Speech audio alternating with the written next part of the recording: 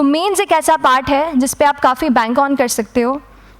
मैं जब personality test भी मैंने दिया तो इस बार भी आप नंबर्स देखेंगे तो आसपास की रैंक के हिसाब से मेरे नंबर्स उसमें कम हैं, लेकिन it is just the general studies and the answer writing part, जो मेंस के जो वो है मार्क्स हैं या मेंस का जो एक फैक्टर रहा, वो मेरे लिए सबसे ज़्यादा इंपॉर्टेंट डिसाइडिंग फैक्टर रहा है।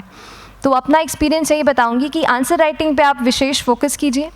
जैसा स्ट्रक्चर आपको बता ही चुके हैं कि इंट्रोडक्शन में कैसे आपको शॉर्ट रखना है, बॉडी एंड देन कंक्लूजन, उसमें छोटी चीज़ जैसे मैं अभी मेंशन कर रही थी, आप एक इंश्योर कीजिए कि देखिए जो भी एग्जामिनर आपकी कॉपी चेक कर रहे हैं वो दिन में 10, 15, 20 कॉपीज़ चेक कर रहे हैं, तो उन सब से आपको अलग कैसे आप अपनी कॉपी दिखा सकते हो, ये चीज़ आपका प्रेजेंटेशन और आप जिस तरीके से आंसर लिखते हो कंटेंट को, वो मैटर करेगा।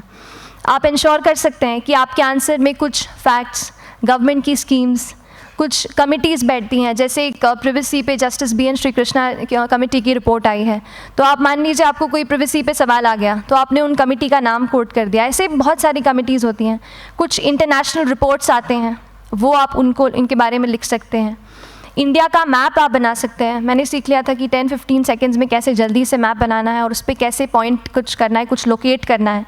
तो ये कुछ ऐसी चीज़ें हैं जो आपके आंसर्स को एनरिच करेंगी और प्रेजेंटेबल बनाएंगी। तो इस तरीके से आंसर्स पे जैसे हम क्लास करते हैं, लेकिन उसके साथ साथ आपको ये कोशिश करनी है कि 1 से 2 आंसर पर डे आपको ज़रूर लिखने ही लिखने हैं, apart from the test series that you are doing. Answer writing से 2-3 चीज़ें होती हैं, ना केवल हमारी एक लिखने का हमें समझ आता है हम क्या लिखते हैं कैसा है, पर हमारा कॉम्प्रिहेंशन भी इम्प्रूव होता है। हमें कितना समझ में आया वो भी हमें खुद समझ आता है जब हम आंसर्स लिखते हैं। और इसीलिए आंसर राइटिंग पे आप फोकस कीजिए, 1 से 2 आंसर्स ज़रूर